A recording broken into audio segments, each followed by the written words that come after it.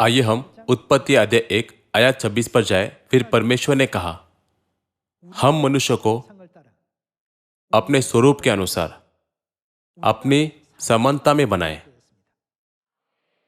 अन्य चर्चों में वे दावा करते हैं केवल एक ही परमेश्वर है जिन्होंने मानव जाति की सृष्टि की, लेकिन यहाँ परमेश्वर को हम के रूप में दर्शाया गया है। हम शब्द का प्रयोग बहुवचन के रूप में किया जाता है, इसलिए इसका मतलब यह है कि जिस परमेश्वर ने मानव जाति को बनाया वह एक वचन नहीं है। परमेश्वर ने कहा हम मनुष्य को बनाए। हर भाषा की बाइबल में यह वचन उसी तरह व्यक्त किया गया है। यहाँ तक कि इब्रानी बाइबल में भी, जिसे मूल बाइबल माना जाता है, परमेश्वर को एक वचन रूप में नहीं बल्कि बहुवचन में एलोहिम के रूप में वर्णित किया गया है। आयत 27, तब परमेश्वर ने मनुष्य को अपने स्वरूप के अनुसार उत्पन्न किया। अपने ही स्वरूप के अनुसार परमेश्वर ने उसको उत्पन्न किया, नर और नारी करके उसने मनुष्य की सृष्टि की।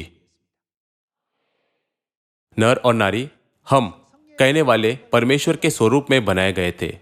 परमेश्वर के नर स्वरूप में नर बनाए गए थे और परमेश्वर के नारी स्वरूप में नारी बनाई गई थी। हम परमेश्वर को, जिनके पास नर स्वरूप है, पिता परमेश्वर बुलाते हैं। फिर हमें परमेश्वर के नारी स्वरूप को क्या बुलाना चाहिए? माता परमेश्वर।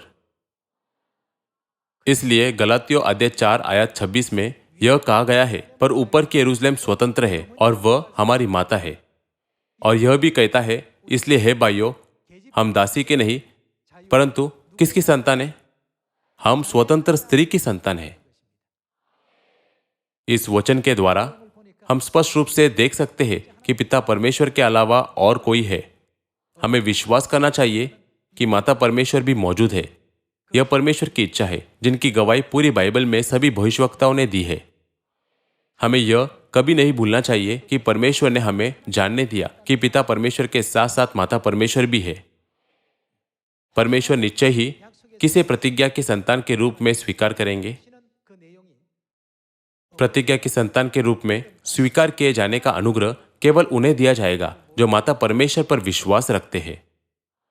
क्या यह बाइबल के अंत में भी हमारे लिए प्रकट नहीं किया गया है? आइए हम प्रकाशित वाक्य अध्याय 22 आयत 17 देखें। आत्मा और दुल्हन दोनों कहती है,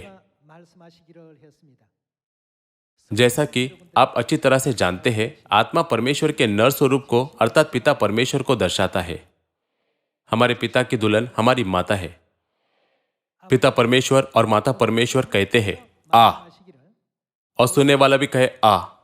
जो प्यासा हुआ आए और जो कोई चाहे वह जीवन का जल सेत में ले।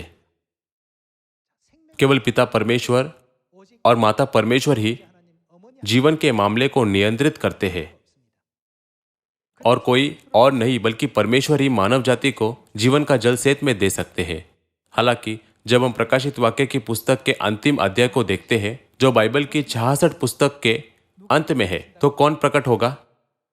ऐसा कहा गया है कि मानव जाति को आत्मा और दुल्हन अर्थात पिता परमेश्वर और माता परमेश्वर के पास आना चाहिए।